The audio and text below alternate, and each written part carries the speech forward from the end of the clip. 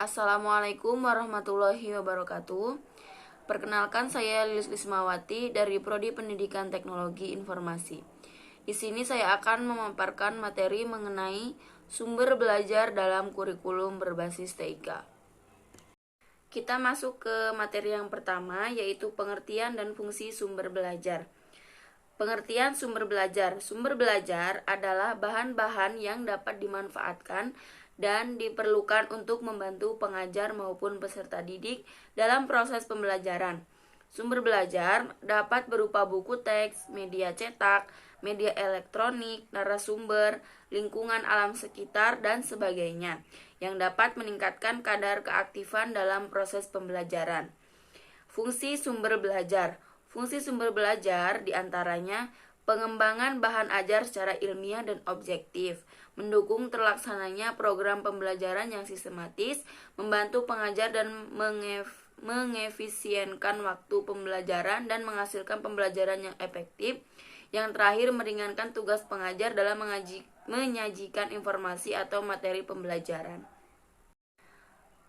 Materi yang kedua yaitu jenis dan klasifikasi sumber belajar. Jenis sumber belajar. Berbagai jenis sumber belajar dapat digunakan baik oleh pengajar maupun peserta didik dalam pembelajaran.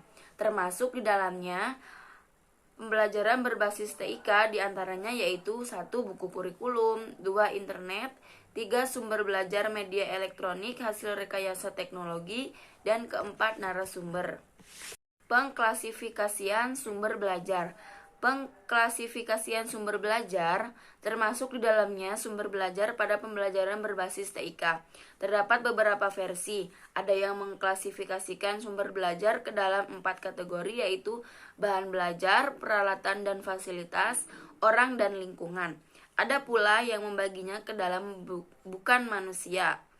Klasifikasi lain berdasarkan pengadaannya, yaitu sumber belajar yang direncanakan, pembelajaran dirancang dan dibuat sendiri oleh pengajar, dan sumber belajar yang tidak dirancang dan tidak dibuat sendiri tetapi sudah ada, hanya tinggal menggunakan atau memanfaatkannya.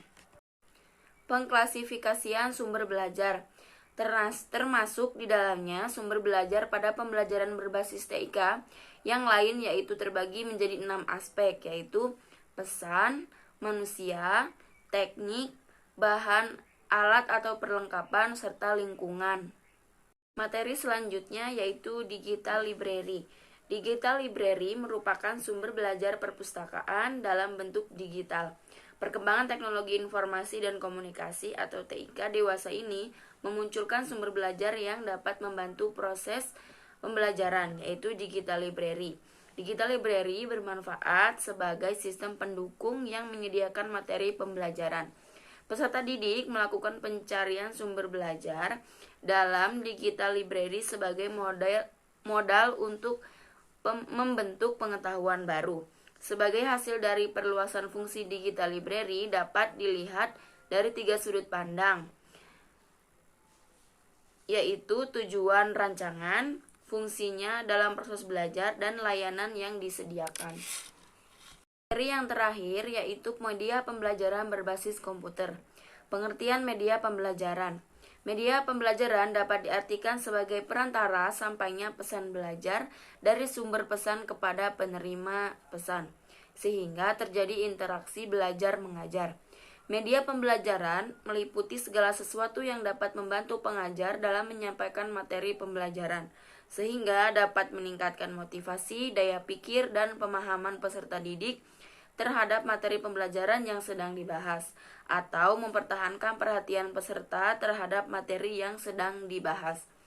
Perkembangan teknologi informasi dan komunikasi berpengaruh terhadap perkembangan media pembelajaran. Dengan dikembangkannya media pembelajaran yang berbasis komputer, media komputer merupakan media yang menarik, bahkan atraktif dan interaktif. Pembelajaran melalui media komputer sesungguhnya membekalkan pada setiap orang dengan berbagai karakter yang menjadi kekuatan dan kelemahan suatu media. Bagaimana suatu media itu bekerja mengemas informasi, apa makna informasi yang dapat diinterpretasikan dari program atau kemasan pesannya. sampai pada bagaimana orang yang mendapat pendidikan media itu berpeluang dapat memanfaatkan kelebihan media tersebut untuk mengemas pesan dan menyampaikan informasi. Pendidikan melalui media elektronik sesungguhnya sudah dimulai dari lingkungan keluarga, yaitu dengan adanya siaran televisi. Pemanfaatan komputer sebagai media pembelajaran sesungguhnya dapat berlangsung dari dalam keluarga, karena komputer untuk sebagian orang pada zaman sekarang sudah menjadi bagian kebutuhan dari suatu keluarga. Keluarga dapat mendampingi dan membimbing peserta didik saat menggunakannya. Namun, pada masa sekarang, peserta didik banyak memiliki kesempatan lebih untuk menggunakan komputer tanpa bimbingan dari keluarga. Penggunaan komputer banyak diungkapkan dan dapat memberikan pengaruh negatif pada kelompok penggunanya, khususnya dari segmen peserta didik. Kesimpulan, sumber belajar adalah bahan-bahan yang dapat dimanfaatkan dan diperlukan untuk membantu pengajar maupun peserta didik dalam proses pembelajaran. Sumber belajar dapat berupa buku teks, media cetak, media elektronik, narasumber, lingkungan alam sekitar, dan sebagainya, yang dapat meningkatkan kadar keaktifan dalam proses pembelajaran. Sumber belajar dipilih berdasarkan kompetensi, materi pembelajaran, kegiatan pembelajaran, dan indikator pencapaian kompetensi dasar. Media pembelajaran meliputi segala sesuatu yang dapat membantu pengajar dalam menyampaikan materi pembelajaran, sehingga dapat meningkatkan motivasi, daya pikir, dan pemahaman peserta didik terhadap materi pembelajaran yang sedang dibahas atau mempertahankan perhatian peserta terhadap materi yang sedang dibahas. Perkembangan teknologi informasi dan komunikasi atau TIK berpengaruh terhadap perkembangan media pembelajaran. Dengan dikembangkannya media pembelajaran yang berbasis komputer, media komputer merupakan media yang menarik bahkan atraktif dan interaktif. Mungkin cukup sekian presentasi yang bisa saya sampaikan. Kurang lebihnya mohon dimaafkan. Wassalamualaikum warahmatullahi wabarakatuh.